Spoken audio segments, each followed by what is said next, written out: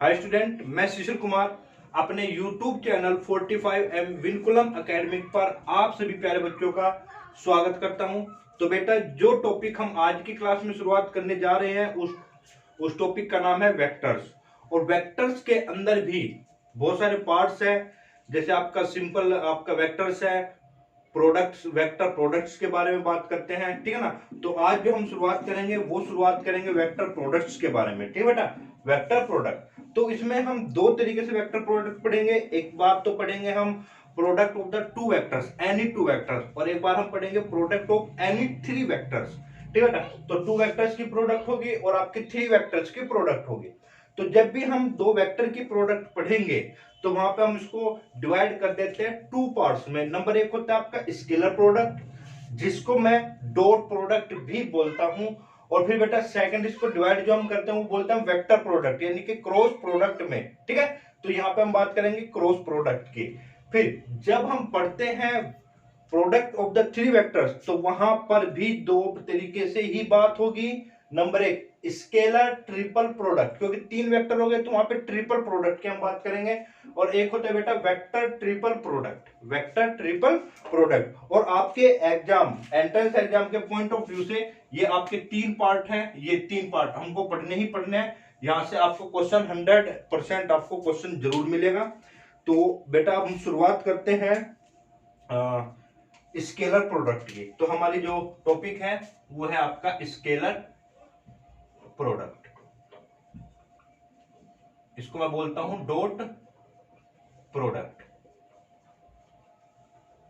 चलिए, तो अपनी कॉपी पेन निकाल लीजिएगा और जो मैं बात करता हूं वो नोट कर लीजिएगा। वो सारी जो इतनी भी प्रॉपर्टी आपकी अप्लाई होगी, जो भी कंडीशंस है, वो यहाँ पे हम पहले समझते हैं, फिर उसी के बाद हम क्वेश्चंस को सोल्व करना शुरू करेंगे, ठीक है बेटा। तो सबसे पहली बात मैं मान लेता हूं फॉर एनी टू वेक्टर्स, कोई भी आपके दो वेक्टर्स आपके पास में, vector A and vector B, ठीक है जी। चलिए, तो ये वेक्टर और एक ये वेक्टर ए होता है आपके पास, ये वेक्टर बी होता है, ठीक है। तो इसके बीच में the angle between the A and B is theta. और एक चीज ध्यान रखना, जहां पर गलतियां होती है बच्चों से वाला,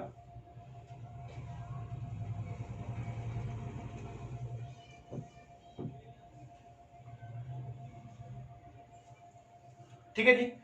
तो यहां पर जो एंगल होगा, the angle between A and B, तो बेटा ये आप एंगल नहीं लोगे। क्यों नहीं लेंगे? हमने बात की थी एंगल आपको वो लेना है जहां पर एरो बहुत बाहर की तरफ जा रहा है।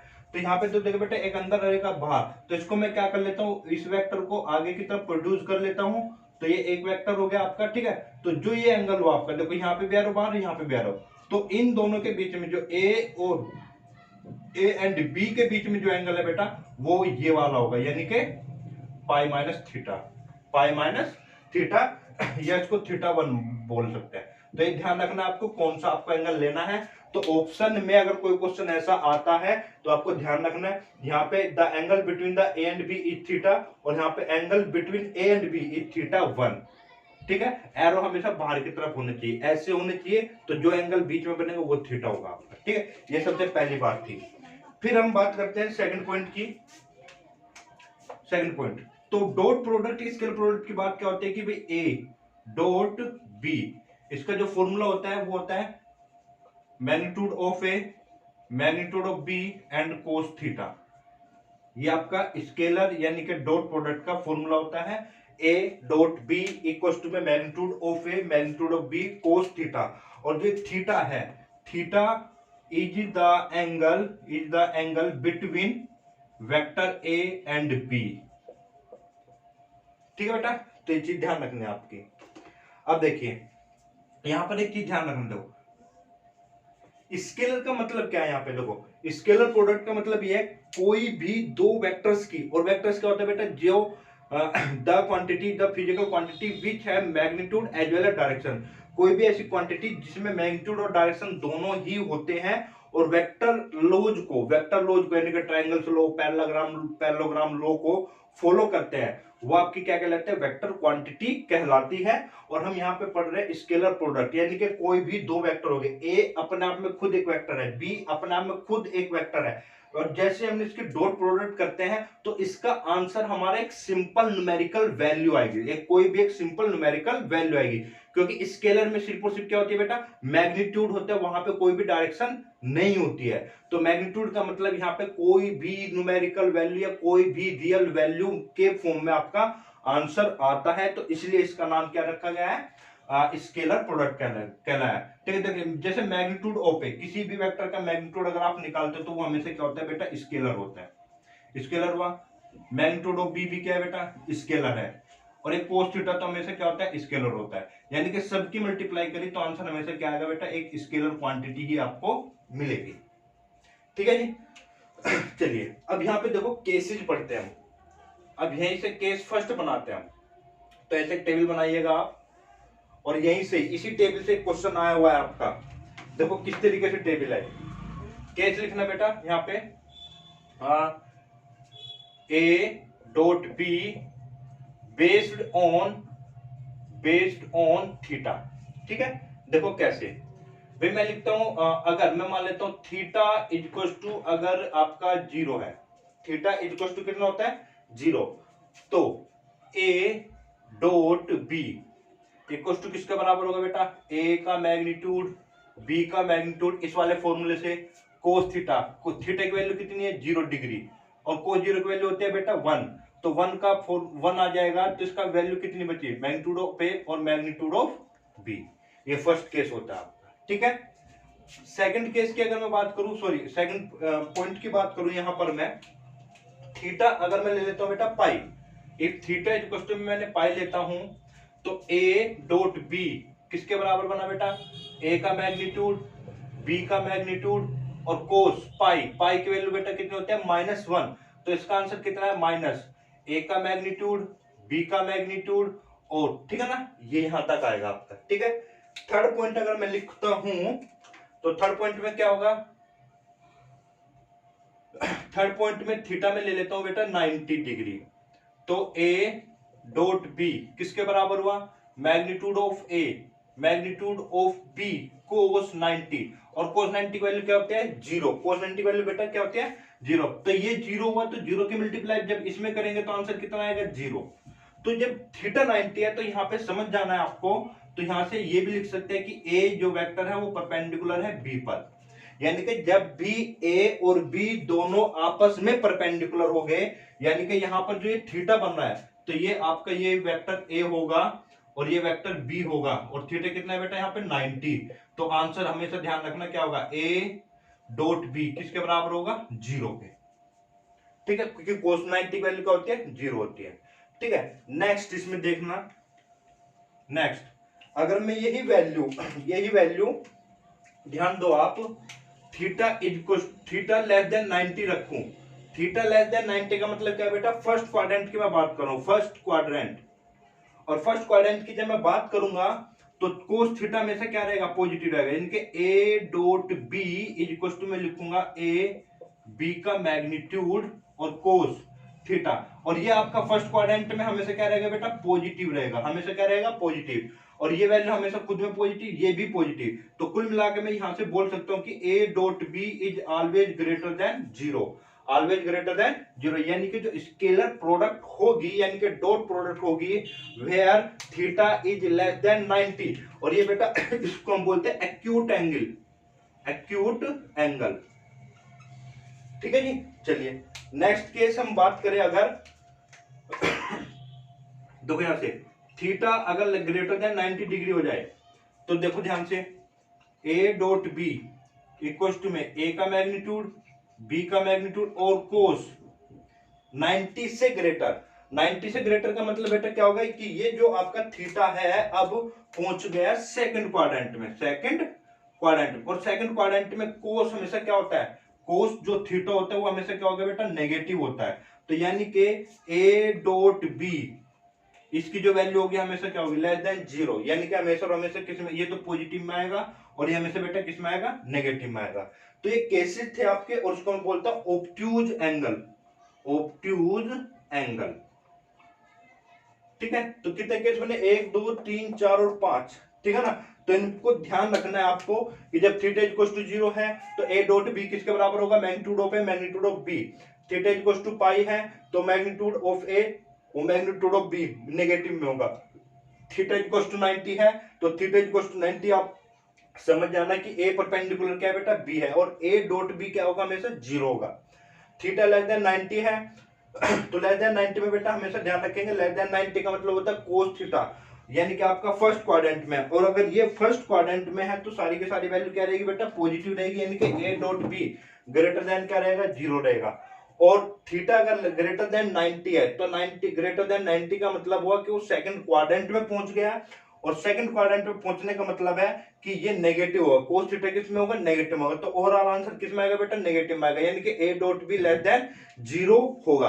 तो बेसिक क्वेश्चन में आपसे ये पूछ सकता है कि when theta is obtuse angle, when theta is obtuse angle तो then scalar product of the two vectors, यानी कि a डॉट b क्या होगा, तो आपको 4 ऑप्शन दे देगा, तो आपको खुद बताना होगा बेटा, ठीक है।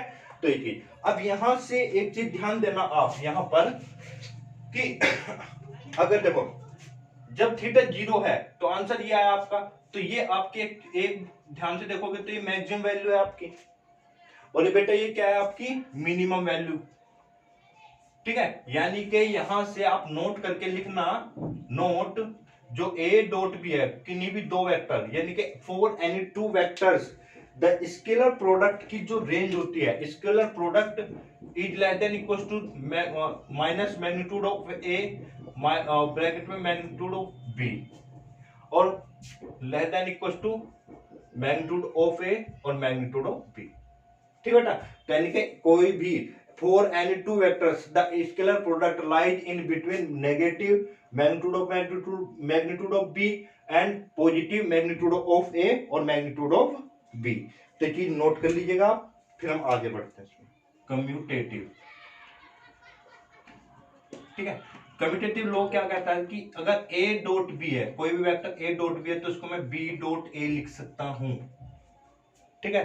या मान लो कहीं पर भी b डॉट अगर c है तो c डॉट b मैं लिख सकता हूं, इनको मैं इसको आगे पीछे कैसे भी करके लिख सकता हूं स्केलर प्रोडक्ट में, तो वैल्यू बेटा क्या रहेगी, सेम रहेगी। सेकंड, इसी में आपका होता है डिस्ट्रीब्यूटिव, डिस्ट्रीब्यूटिव लोग क्या कहते हैं बेटा, जैसे मान लो a है आपके पास डॉट में, b प्लस c में आपको मल्टीप्लाई करनी है a dot b plus c, तो आप इसको ऐसे सोल्व कर सकते हैं a डॉट b प्लस में a डॉट c, ठीक है बेटा। या आपको कहीं पे लिखकर मिल जाए कि b dot c sorry b plus c dot में a वेक्टर, तो इसको मैं ऐसे सोल्व कर सकता हूँ बेटा b डॉट a और प्लस में c डॉट a, या इसको मैं ऐसे भी लिख सकता हूँ a डॉट b और प्लस में a डॉट c। तो यहां पर आपका डॉट प्रोडक्ट में दोनों वेक्टर्स में से किसी को भी फर्स्ट और किसी को भी सेकंड नंबर पे लिखने से कोई भी चेंज नहीं होगा, क्योंकि एक्चुअल में यहाँ पे डायरेक्शन से कोई मतलब नहीं है, यहाँ पर हमें मतलब है सिर्फ और सिर्फ स्केलर क्वांटिटी से, जो जिसका मतलब है कोई भी एक रियल न्यूमेरिकल वैल्यू आपकी, ठीक है बेटा। चलिए अब इसमें हम बात करेंगे यूनिट वेक्टर की, यूनिट वेक्टर। तो यूनिट वेक्टर का मतलब ये होता है, देखो अगर आपको किसी भी वेक्टर की डायरेक्शन अगर पता करना हो, वेक्टर देखो यूनिट वेक्टर हमेशा निकाला जाता है किसी वेक्टर की डायरेक्शन को मालूम करने के लिए, ठीक है जी। कि मान लो हम बोल रहे हैं ना कि वेक्टर है, वेक्टर को कोई मैग्नीट्यूड भी होगा, ठीक है, तो उसकी कोई डायरेक्शन भी होगी, तो जब भी मुझे उस वेक्टर की डायरेक्शन निकालनी हो तो हमेशा हम यूनिट वेक्टर का यूज करते हैं। और कोई भी वेक्टर का यूनिट वेक्टर जो होता है, मान लो ए कैप, कैप से दर्शाते हैं हम यूनिट वेक्टर को, उसकी वैल्यू होता है ए वेक्टर अपन में ए का मैग्नीट्यूड। जैसे फॉर एग्जांपल मैं लिख लेता हूं कि कोई भी ए वेक्टर में जनरली रिप्रेजेंट कर लेता हूं a1i plus a2j plus a3k, और ये चीजें बेटा आपको मालूम होगी कि आई जे के कहां से आता है। तो एक्स एक्सिस हो गया, वाई एक्सिस हुआ, ये जेड एक्सिस। एक्स एक्सिस के अलोंग हमेशा आई कैप होता है, आई कैप, ठीक है, और वाई के अलोंग होता है बेटा हमेशा जे कैप, और जेड के अलोंग होता है के कैप। तो अब मान लो आपको कहीं पर भी अगर लिखा मिलता है 2i, तो बेटा ये i आपकी रिप्रेजेंट करता है, ये पूरी वैल्यू जो रिप्रेजेंट करेगी, रिप्रेजेंट करती है कि 2 उसका मैग्नीट्यूड है, और जो वो डायरेक्शन है किसमें आपका, या अलोंग द एक्स एक्सिस है। ठीक है बेटा। अगर मैं इसी वैल्यू को लिखता हूं कि 2i प्लस में 3j, तो बेटा यहाँ पे आपकी दो कोऑर्डिनेट सिस्टम आ जाता है। एक तो i का मतलब वो एक्स एक्सिस और j का मतलब होता है बेटा वाई एक्सिस।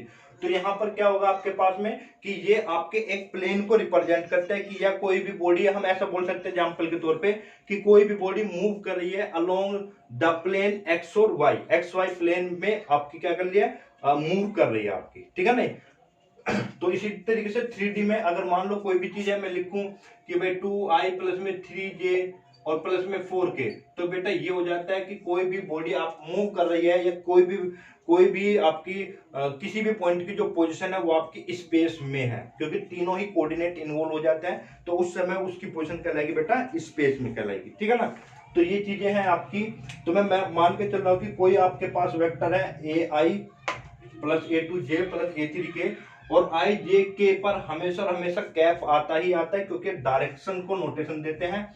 तो यहां से अगर आपको यूनिट वेक्टर निकालना है तो बेटा ए कैप ये हो जाएगा a1i a2j और a3k, और डिवाइडेड बाय मैग्नीट्यूड ऑफ ए का मतलब होता है बेटा जिसके कोफिशिएंट है, तो a1 का स्क्वायर, a2 का स्क्वायर और a3 का स्क्वायर। तो ये आपका यूनिट वेक्टर को रिप्रेजेंट करता है।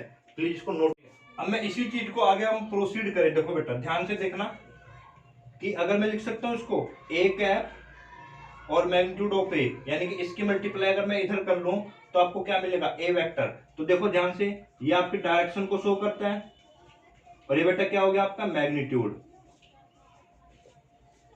तो इसका मतलब, और ए वेक्टर। तो हमने कहा था ना किसी भी वेक्टर क्वांटिटी को हम मैग्नीट्यूड और डायरेक्शन में रिप्रेजेंट करते हैं। तो यहां से ध्यान हम ये लिख सकते हैं कि ए वेक्टर बराबर में ए कैप मींस डायरेक्शन, और ए का मैग्नीट्यूड बराबर में, सॉरी ए का मैग्नीट्यूड आपकी वैल्यू देगा। ठीक है ना। तो ये दोनों मिलकर आपके क्या कहलाएंगे, वेक्टर क्वांटिटी। ठीक है ना। चलिए नेक्स्ट।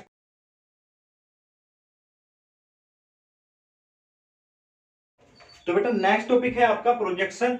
तो प्रोजेक्शन का मतलब आप ऐसे समझ सकते हैं परछाई, परछाई। देखो बेटा, तो यहां पर आप एक लाइन लिखिएगा कि projection of A vector, projection of A vector, of A vector A on line L. ठीक है बेटा, मैं मान लेता हूं ये आपके पास कोई एक वेक्टर है ए और बी। ठीक है बेटा, और मुझे इसका प्रोजेक्शन निकालना है लाइन एल पर। ये आपके पास कोई लाइन एल है, इस पर इसका प्रोजेक्शन निकालना है। तो बेटा ऐसे समझो कि मान लो अगर यहाँ पे कोई बल्ब जला होगा तो इसकी परछाई आपकी ग्राउंड यानी कि एल पर गिरी होगी। ठीक है, तो एल पर गिरी होगी तो इसकी परछाई मैं मान लेता हूं तो ये ऐसे यहाँ पर, इसको यहाँ पर। ठीक है बेटा, तो ये हो गया आपका। ठीक है, चलिए यहां पर मैं पॉइंट मान लेता हूं आपका, इसमें कोई पॉइंट का नाम दे सकते हैं, ये मान लेता हूं P और एक पॉइंट का नाम देता हूं Q। ठीक है जी। तो हम यहाँ पे लिखेंगे तो ए वेक्टर, हमें पता है कि वेक्टर ए किसके बराबर है, इसको मैं ए वेक्टर मान लेता हूं ए बी के। ठीक है जी। चलिए नेक्स्ट आप लिखेंगे, और एल क्या है बेटा, L is given line, L is given line, ये आपकी लाइन है, इसका ए बी का प्रोजेक्शन इस लाइन पर आपको बताना है। तो यहां पे लिखेंगे तो देन आप लिखेंगे then PQ, PQ is defined as, PQ is defined as the projection, defined as the projection of A, of vector A on line L। ठीक है बेटा, तो इसका मतलब यहां से देखो अभी तक, तो A का प्रोजेक्शन हो गया L लाइन पर, तो PQ के द्वारा डिफाइन किया जाता है, मतलब कि इसकी परछाई अब आपकी PQ के बराबर है। ठीक है, तो इसको मैं यहां से लाइन डॉट कर देता हूं, ये एंगल आपका थीटा हो गया। तो मुझे पता है ये पॉइंट हुआ आपका M, और ये परपेंडिकुलर हुआ, तो AM मैं लिख सकता हूं परपेंडिकुलर हुआ बेटा किस पे, BQ लाइन पे हुआ। AM जो है वो परपेंडिकुलर हुआ BQ लाइन पर। तो आगे हम इसको बढ़ते हैं, तो देखो ध्यान से, from triangle A B M, इस ट्राइंगल से देखोगे ए बी एम से, तो क्या मैं लिख सकता हूं कि ए एम बराबर में A B cos theta, A B cos theta. क्या मैं इसी चीज को ऐसे लिख सकता हूं, ए बी वेक्टर का मैग्नीट्यूड कोस थीटा, क्योंकि हमने पढ़ा है कोई भी वेक्टर, जैसे मैग्नीट्यूड की मैं बात करूं, ये तो भाई आप जैसे कोई वेक्टर है ए बी, ये तो आप इसको लिखो मैग्नीट्यूड, अगर इसका बताना है तो आप इसको ऐसे लिखो या सिंपल ऐसे लिखो, तो ये हमेशा हमेशा मैग्नीट्यूड को रिप्रेजेंट करता है। तो ए एम किसके बराबर हुआ बेटा, ए बी वेक्टर का मैग्नीट्यूड और कोस थीटा, ठीक है। अच्छा जी, तो ए एम किसके बराबर है, ध्यान दो, ए एम बेटा किसके बराबर है, पी क्यू के, पी एंड क्यू के, और पी क्यू किसके बराबर लिख सकता हूं मैं अब, ए बी वेक्टर का मैग्नीट्यूड और कोस थीटा। तो यानी कि पी क्यू जो डिफाइन करता है प्रोजेक्शन ऑफ वेक्टर ए को, तो ए बी का मतलब हुआ वेक्टर ए का मैग्नीट्यूड और कोस थीटा। तो ये आपका प्रोजेक्शन ऑफ वेक्टर ए हुआ ऑन द लाइन एल पर। यानी कि मैं सिंपल सी लैंग्वेज में बोलूं कि जिस भी वेक्टर का आपको प्रोजेक्शन लेना है, जिस भी वेक्टर का आपको प्रोजेक्शन लेना है या निकालना है, तो उसी का मैग्नीट्यूड और इनटू में कोस थीटा, उसी का मैग्नीट्यूड और इनटू में कोस थीटा। तो ये बात हो गई। तो मोटे मोटे तौर पे मैं लिख सकता हूं, तो hence projection of any vector A on the line L, on line L is given by खुद वो वेक्टर का मैग्नीट्यूड और बेटा कोस थीटा। तो ये प्रोजेक्शन ऑफ द वेक्टर हो जाता है, ठीक है। अब अच्छा, यहां पे एक नोट करके एक चीज लिखना, देखो नोट, हमने फॉर्मूला पढ़ा है A vector A dot B equal to क्या पढ़ा है बेटा, magnitude of A magnitude of B और कोस थीटा। अब यहां पर ध्यान दो, इसी को मैं डिवाइड कर देता हूं, देखो कैसे, ये क्या है बेटा वैल्यू, मैग्नीट्यूड ऑफ ए, ठीक है। अब ये देखो, ये चीज अगर ध्यान दो तो ये इसी से मिलते जुलते हैं। अगर मैग्नीट्यूड ए कोस थीटा था, प्रोजेक्शन ऑफ ए था, और magnitude of B cos theta है, तो इसको मैं बोल सकता हूं projection of B, projection of B, ठीक है ना। इसको मैं पहली बात बोल देता हूं। अच्छा जी, इसी को सेकंड केस अगर मैं डिवाइड करता हूं ए डॉट बी में, इसको ध्यान से देखना बेटा, तो ए बी का मैग्नीट्यूड और कोस थीटा। अब की बार मैं क्या करता हूं, इन दोनों को साथ में ले लेता हूं, तो कहने से मतलब मेरा बी का मैग्नीट्यूड, ए का मैग्नीट्यूड और कोस थीटा। तो देखना अब की बार ये क्या हुआ बेटा, magnitude of B, magnitude of vector B, और यहां से यहां तक की मैं बात करूं तो मैग्नीट्यूड ऑफ ए और कोस थीटा है, magnitude of A cos theta है। तो इसका मतलब ये किसको रिप्रेजेंट कर रहा है, प्रोजेक्शन ऑफ ए को, प्रोजेक्शन ऑफ वेक्टर ए, ठीक है। ये सेकंड बात हुई, ठीक है। यानी कि जिसका प्रोजेक्शन निकालना है वो खुद, उसका खुद का मैग्नीट्यूड और कोस थीटा, ये तो डेफिनेट आना ही आना है, ठीक है। अब यहीं से फ्रॉम फर्स्ट देखो, अगर मुझे लिखना है यहां पर कि प्रोजेक्शन ऑफ बी ऑन ए, ठीक है बेटा, projection of B on A, figure आप इस तरीके से आप बना सकते हो कि भाई ये आपका ए वेक्टर हुआ और ये बेटा बी वेक्टर हुआ, तो बी वेक्टर का प्रोजेक्शन निकालना आपको ए पर, ठीक है ना। तो यानी कि यहां पर ये थीटा होता है आपके पास में। अब ध्यान देना, तो ये वाली वैल्यू, ये जो पॉइंट, ये वैल्यू है, तो ये हो जाएगा बी कोस थीटा, इतना तो रहेगा ही रहेगा, ठीक है। जो परछाई होगी, ये जो परछाई हम यहां से यहां तक ले रहे हैं, तो बी कोस थीटा हो गई। तो या फॉर्मूले से नोट करो, तो प्रोजेक्शन ऑफ बी अगर निकालना है तो फॉर्मूला क्या बन जाएगा, देखो बेटा, ए डॉट बी का vector, A dot B vector upon में ए का मैग्नीट्यूड। तो ये क्या हुआ, projection of B on A, projection of B, इसको मैं डिवाइड में लेकर आ गया, तो प्रोजेक्शन ऑफ बी हो गया ऑन ए पर। तो यहां से आपको क्या चीज मिली, यहां से भी आप ध्यान दोगे, इसी पॉइंट को मैं अगर आगे बढ़ा दूं तो ध्यान देना बेटा, देखो ए, और इसको मैं ऐसे लिख सकता हूं ए वेक्टर अपॉन में ए का मैग्नीट्यूड, और डॉट में कितना बेटा बी वेक्टर लिख सकते हैं। अच्छा जी, तो ये क्या है, ये आपका क्या लिखा हुआ है, ध्यान दो, यूनिट वेक्टर, यूनिट वेक्टर, तो ए कैप डॉट में बी। तो प्रोजेक्शन ऑफ बी ऑन ए का मतलब क्या है, यानी कि बी की परछाई ए पर, बी की परछाई ए पर का मतलब क्या होगा, बी जो पूरा वेक्टर, और हमने बताया था जो यूनिट वेक्टर है वो डायरेक्शन को रिप्रेजेंट करता है। जब बेटा इसकी परछाई यहां पर गिरेगी, तो मान लो ऐसे गिरेगी, तो इसकी डायरेक्शन किसके अलोंग है, ए के ना, तो उसकी डायरेक्शन को बताने के लिए हम ए का ही यूनिट वेक्टर निकाल देते हैं। ठीक है, तो यानी कि जो बी वेक्टर था उसका प्रोजेक्शन का मतलब ये होगा, यानी कि उसकी परछाई का मतलब ये होगा, जिस पर वो गिरा उसका यूनिट वेक्टर, जिस पर वो गिरा उस पर यूनिट वेक्टर। ठीक है, और वो खुद डॉट में। ठीक है, जैसे जैसे मैं बात करूं यहीं पर केस सेकंड की, केस सेकंड की मैं बात करूं कि भाई projection of A on B, तो बेटा आप खुद देखो, बी पर प्रोजेक्शन निकालना, ये बी वेक्टर हुआ, ये ए वेक्टर, तो बेटा ए का प्रोजेक्शन निकालना आपको बी पर। तो हमें पता चल गया प्रोजेक्शन का सिंपल सा मतलब, यहां से अगर सेकंड केस ले तो प्रोजेक्शन ऑफ ए का मतलब क्या हो बेटा, बी का मैग्नीट्यूड अपॉन में जाएगा, तो इसको मैं लिख सकता हूं ए का मैग्नीट्यूड डॉट बी, सॉरी ए वेक्टर डॉट में बी वेक्टर अपॉन में कितना हो गया बेटा, ये हो गया आपका बी का मैग्नीट्यूड। और फिर यहीं से ध्यान दोगे तो ये वाली वैल्यू किसको रिप्रेजेंट कर रही है, बी, क्योंकि अब की बार ये जो वेक्टर है इसका प्रोजेक्शन बी पर गिरा, तो बी पर गिरने का मतलब हुआ ए कोस थीटा, पर डायरेक्शन बेटा किसकी है, यहाँ पे डायरेक्शन किसकी है, बी की है ना, तो बी डॉट बी कैप रहेगा आपका। तो ये चीज रहेगी आपकी, ठीक है ना, क्योंकि बी वेक्टर की डायरेक्शन मैं किससे दर्शाऊंगा, बी कैप से दर्शाऊंगा। तो ए का प्रोजेक्शन किस पर बेटा, बी पर, तो ए वो खुद वेक्टर और बी की डायरेक्शन वो लेगा। तो ये चीजें थी आपकी प्रोजेक्शन ऑफ ए वेक्टर। ठीक है, अभी सिर्फ और सिर्फ हमने निकाला है projection.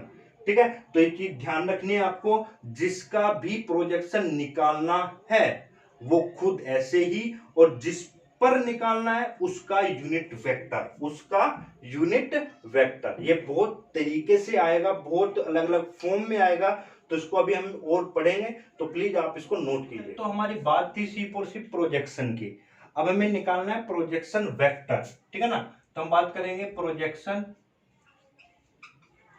Vector of B on A, of B, या ए लिख लेते हैं पहले, ए ऑन बी। ठीक है, तो यहां पे दो वर्ड जुड़े हैं, एक प्रोजेक्शन और एक वेक्टर। वेक्टर के लिए ध्यान रखना बेटा उसी वेक्टर का यूनिट वेक्टर, ठीक है ना, और क्योंकि वेक्टर क्या है यहाँ पे डायरेक्शन बताने के लिए, और प्रोजेक्शन का भी हमने निकाला है।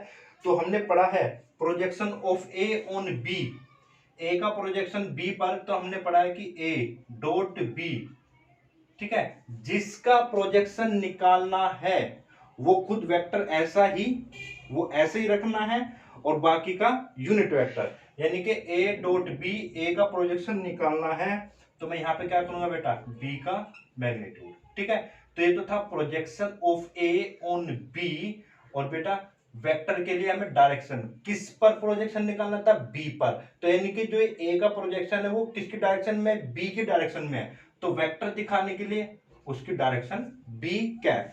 ठीक है, अब आप इसी को ही ओपन अगर करें तो ए डॉट बी हुआ, बी का मैग्नीट्यूड हुआ, ठीक है, और इनटू, ये डॉट नहीं है बेटा यहाँ पे इनटू है ये आपका। ठीक है, इसको मैं क्या लिख सकता हूँ, यूनिट वेक्टर को बी वेक्टर अपॉन में मॉडुलस ऑफ बी।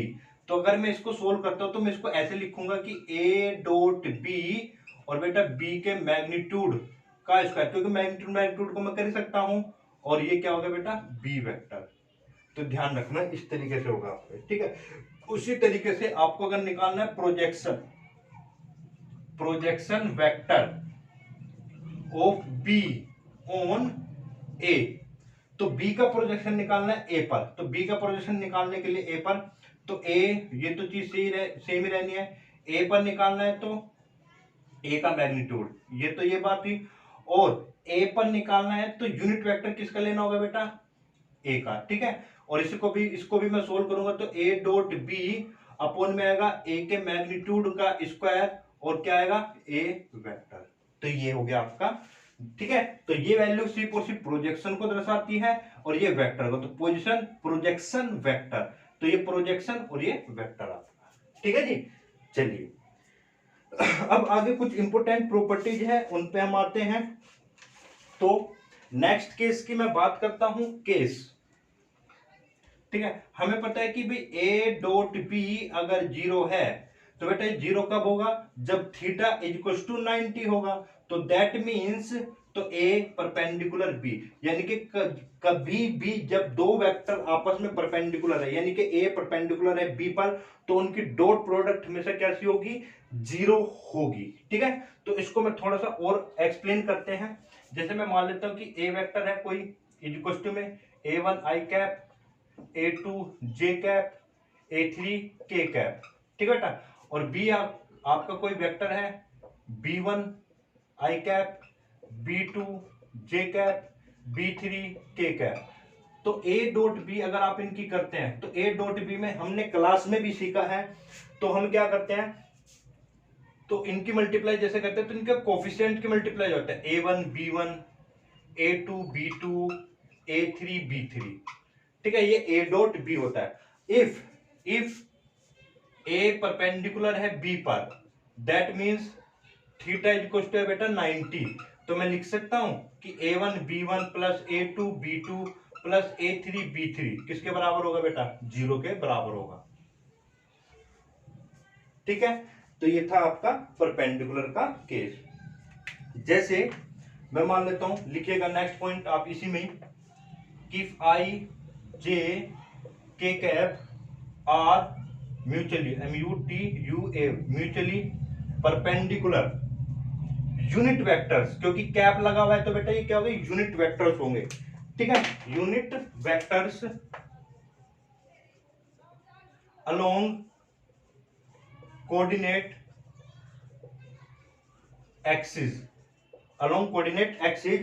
तो हमने पढ़ा है अभी थोड़ी देर पहले भी हमने पढ़ा था कि भाई अगर आई जे के यूनिट वेक्टर्स है, यानी कि एक्स के अलोंग है बेटा आपका आई कैप, वाई के अलोंग है बेटा आपका जे कैप, और के अलोंग है बेटा आपका के कैप, सॉरी जेड के अलोंग, ठीक है। तो these are the unit vectors, और हमें पता है म्यूचुअली परपेंडिकुलर है, इसके उसके बीच में 90, इसके उसके बीच में 90 और इसके उसके बीच में 90, यानी कि आई जे के आर आपस में तीनों परपेंडिकुलर है।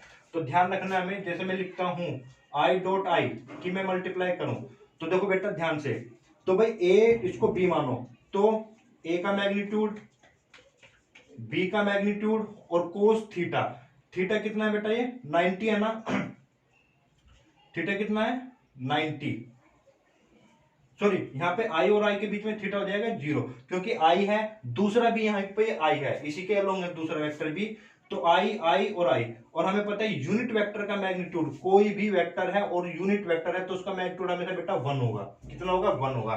तो यानी कि 1 1 और कोस 0 की वैल्यू भी 1, तो कितना हो जाएगा, 1 हो जाएगा। इसी तरीके से आप जे कैप डॉट जे कैप अगर आप करते हैं तो इसका मतलब क्या होगा, जे का मैग्नीट्यूड फॉर्मूले के अकॉर्डिंग जे का मैग्नीट्यूड और कोस थीटा कितना होगा, जे और जे के बीच में बेटा 0, तो इसका मतलब क्या हो जाएगा यहाँ पे 1 1 1, तो इसका भी 1 होगा। सिमिलरली के कैप डॉट में के कैप अगर आप करते हैं तो ये भी 1 होगा, यानी कि अगर ये आपके जो डायरेक्शंस को शो करते हैं आई कैप जे कैप और आई कैप जे कैप और के कैप, तो मैं लिख सकता हूं अगर ये बिल्कुल सेम है, यानी कि I dot I J dot J के डॉट के है, तो इक्वल टू में हमेशा क्या रहेगा बेटा, ये 1 रहेगा, ठीक है, क्लियर। और अगर ये डिफरेंट है, डिफरेंट से मेरा मतलब है कि बेटा मैंने आई अगर डॉट जे लिखूंगा तो देखो आई कैप जे का मैग्नीट्यूड और कोस, देखो कोस आई और जे के बीच में, आई और जे के बीच में कितने डिग्री का एंगल है बेटा 90, तो कितना हो जाएगा 0। तो यानी कि जब ये डिफरेंट हो गए, डिफरेंट से मतलब I dot J, J dot के डॉट आई, के डॉट आई हमेशा क्या होगा बेटा 0, यानी कि डिफरेंट है तो 0, सेम है तो 1 आएगा, ठीक है। इसको भी नोट कीजिएगा। तो यहीं से एक इंपॉर्टेंट केस बन जाता है और ये बार बार यूज होगा। जैसे ए वेक्टर है, डॉट में ए वेक्टर है, तो बेटा ए और ए दोनों ही क्या हो गए, सेम हो गए एक तरीके से। तो ए डॉट ए को जब मैं मल्टीप्लाई करता हूं तो इसको मैं ए का मैग्नीट्यूड का स्क्वायर भी लिख सकता हूं। ठीक है, ये चीज ध्यान। बेटा अब हम कुछ फॉर्मूले जो आपकी कंडीशंस मान ले, फॉर्मूले मान ले, रिजल्ट मान ले, तीनों ही चीजें जो आपके क्वेश्चंस में बार बार यूज होंगी, तो उन पर ध्यान देते हैं। तो केसेज बनाते हैं, यहाँ पे लिखेंगे for any two vectors A and B, A and B. तो फर्स्ट रिजल्ट होगा आपका ए प्लस बी मोड का स्क्वायर। तो इसको मैं क्या लिख सकता हूं बेटा, इसका एक फॉर्मूला बन जाएगा, मोड ए का स्क्वायर प्लस मोड बी का स्क्वायर प्लस में 2a डॉट बी। तो ध्यान रखना यहाँ पे सिंपल ए बी नहीं है, यहाँ पर क्या होगा बेटा, ए डॉट बी होगा। अगर इसी को मैं थोड़ा सा और एक्सप्लेन करूं तो ए के मैग्नीट्यूड का स्क्वायर प्लस बी के मैग्नीट्यूड का स्क्वायर प्लस में 2 ए का मैग्नीट्यूड, इसको ओपन कर सकते हैं हम, बी का मैग्नीट्यूड और बेटा कोस थीटा। ठीक है, चलिए नेक्स्ट आपका रिजल्ट आता है second A minus B magnitude square. तो इसको भी मैं लिख सकता हूं ए का मैग्नीट्यूड का स्क्वायर प्लस बी के मैग्नीट्यूड का स्क्वायर माइनस में 2a डॉट बी। और बेटा इसी को थोड़ा सा और एक्सप्लेन करते हैं, अगर हम मैग्नीट्यूड ए का स्क्वायर प्लस मैग्नीट्यूड बी का स्क्वायर माइनस में 2 ए का मैग्नीट्यूड बी का मैग्नीट्यूड और बेटा कोस थीटा। क्लियर है बात? चलिए अब फिर इन्हीं दोनों से एक रिजल्ट हमारा बन जाएगा जिसकी हमें जरूरत पड़ेगी। ठीक है, तो अगर मैं इन दोनों को ही फर्स्ट और सेकंड को अगर मैं ऐड करूं तो देखो बेटा एक नया रिजल्ट बनेगा आपका, ए का मैग्नीट्यूड प्लस बी का मैग्नीट्यूड का होल स्क्वायर प्लस में ए का मैग्नीट्यूड माइनस बी के मैग्नीट्यूड का होल स्क्वायर। तो देखो बेटा क्या बनेगा आपके पास में, तो यहां से ये वाली चीज कैंसिल आउट हो जाती है और ये कुल मिला के बन जाएगा 2a के मैग्नीट्यूड का स्क्वायर प्लस में b के मैग्नीट्यूड का स्क्वायर। आप सोल्व कर सकते हैं चाहे इसको, देखो ये चीज कैंसिल आउट हो गई, तो 2a का मैग्नीट्यूड का स्क्वायर 2b के मैग्नीट्यूड का स्क्वायर और 2 मैंने कॉमन लिया, ये रिजल्ट बना आपका। ठीक है, नेक्स्ट है आपका फोर्थ में कि a वेक्टर प्लस में b वेक्टर डॉट में a वेक्टर माइनस में b वेक्टर। ठीक है बेटा, तो इसका जो रिजल्ट है उसको मैं एक्सप्लेन कर देता हूं। देखो हमने कहा था कि हम सिंपल मल्टीप्लाई कर सकते हैं एल्जेब्रिकली, ठीक है, क्योंकि वेक्टर सॉरी स्केलर प्रोडक्ट में आपको a डॉट बी लिखो या b डॉट ए लिखो एक ही मतलब होता है। तो यहाँ पे पहले a की मल्टीप्लाई इसमें करोगे तो a डॉट ए माइनस में a डॉट बी, फिर b ए करोगे बेटा तो b डॉट ए और ये करोगे माइनस में b डॉट बी। ठीक है बेटा, और आपको पता है कि a डॉट बी लिखो या b डॉट ए लिखो, बात एक ही है, बात एक है, तो ये और ये कैंसिल आउट हुए। और a डॉट ए अभी हमने पढ़ा है जब दोनों सेम हो डॉट प्रोडक्ट हो तो मैग्नीट्यूड ऑफ a का स्क्वायर हो जाएगा और माइनस में मैग्नीट्यूड ऑफ b का स्क्वायर हो जाएगा। ये आपका एक रिजल्ट बनता है कि a प्लस बी डॉट में a माइनस बी, ठीक है, किसके बराबर होगा, मैग्नीट्यूड ऑफ a का स्क्वायर और मैग्नीट्यूड ऑफ b का स्क्वायर हुआ। ठीक है जी, चलिए नेक्स्ट फिफ्थ में करते हैं बेटा इसको। देखो इधर आपको क्या होगा कि a प्लस बी का मैग्नीट्यूड वेक्टर है ये, है ना, ये जो क्वेश्चन में a माइनस बी का मैग्नीट्यूड, इस कंडीशन से आपका क्या मतलब है। ठीक है, तो इसको देखते हैं हम। तो इसको अगर मैं देखो कहीं पर भी दो वेक्टर है और उसका जो मैग्नीट्यूड आता है कहीं पर भी, बेटा उसको सोल्व करने का सिर्फ एक ही आसान तरीका है, दोनों तरफ आप स्क्वायर कर दीजिए। दोनों तरफ क्या कर देना, आपको स्क्वायर कर दीजिए। तो दोनों तरफ स्क्वायर करने से क्या होगा, a का मैग्नीट्यूड का स्क्वायर हुआ, b के मैग्नीट्यूड का स्क्वायर हुआ और प्लस में 2a डॉट b हुआ इक्वल टू में बेटा यहाँ पे सोल्व करोगे तो a के मैग्नीट्यूड का स्क्वायर प्लस b के मैग्नीट्यूड का स्क्वायर माइनस में a डॉट b हुआ। तो ये चीज ये और ये चीज कैंसिल। तो हम ये ना, ये आपके अब स्केलर नंबर्स हो जाता है, स्केलर नंबर्स को आप कैंसिल आउट कर सकते हैं। ठीक है ना, अच्छा जी, अब इसको इधर कर लेके आते हैं तो ये बन जाएगा 4a dot B equal to में 0। 4 को इधर लेके जाओ तो a dot B equal to में बेटा 0। तो इसका मतलब आपने पढ़ा था अभी थोड़ी देर पहले कि अगर a डॉट बी 0 है तो दैट मीन्स a परपेंडिकुलर क्या होगा, b होगा, और दैट मीन्स थीटा कितना होगा बेटा, यहाँ पे 90 होगा। तो ध्यान रखना कहीं पर भी ए वेक्टर प्लस बी वेक्टर अगर आपका मोड में बराबर है ए माइनस बी के, तो इसका मतलब ये होगा कि ए परपेंडिकुलर होगा बी पर। ठीक है, चलिए नेक्स्ट है आपका इसी तरीके से सिक्स्थ प्रॉपर्टी। तो सिक्स्थ प्रॉपर्टी कहती है कि ए प्लस बी का magnitude equal to magnitude of A और मैग्नीट्यूड ऑफ बी।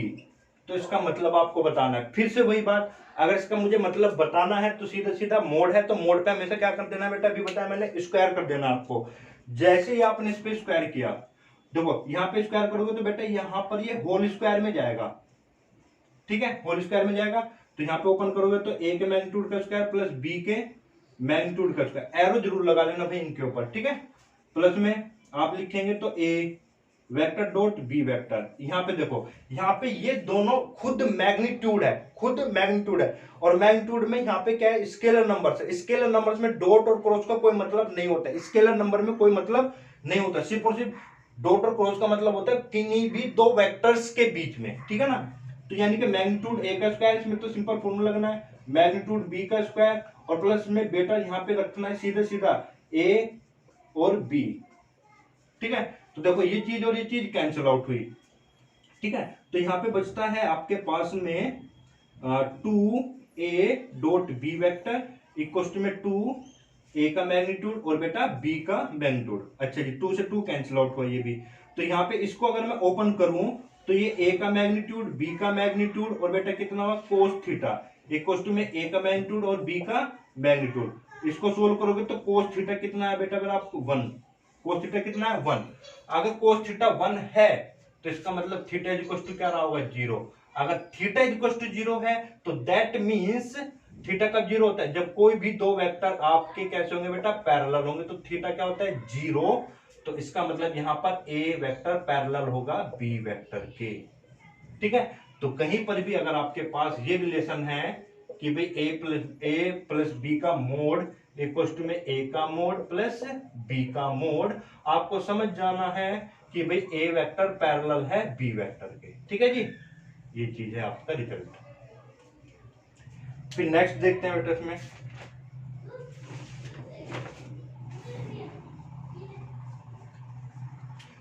अगर आपको दिया हुआ है ये वाला रिजल्ट तो a प्लस बी और बेटा a के मोड का स्क्वायर प्लस b के मोड का स्क्वायर। तो ये ध्यान रखना है आपको, अगर ये कंडीशन है तो यहाँ पर आप प्रूफ खुद से करना, नहीं होगा तो आप पूछ सकते हैं मुझे। ए बी क्या हो गया बेटा, ऑर्थोगोनल, आर ऑर्थोगोनल, ऑर्थोगोनल यानी कि एक तरीके से परपेंडिकुलर है, ऑर्थोगोनल वेक्टर्स। ठीक है बेटा, चलिए तो बेटा आज की क्लास में हम इतने रखते हैं। अभी यहाँ पर आपकी स्केलर प्रोडक्ट्स के बारे में अभी और कुछ प्रॉपर्टीज बाकी है, तो नेक्स्ट क्लास में हम उन्हीं प्रॉपर्टीज को करेंगे और फिर आगे अपने क्वेश्चंस को कंटिन्यू करते हैं। ठीक है जी।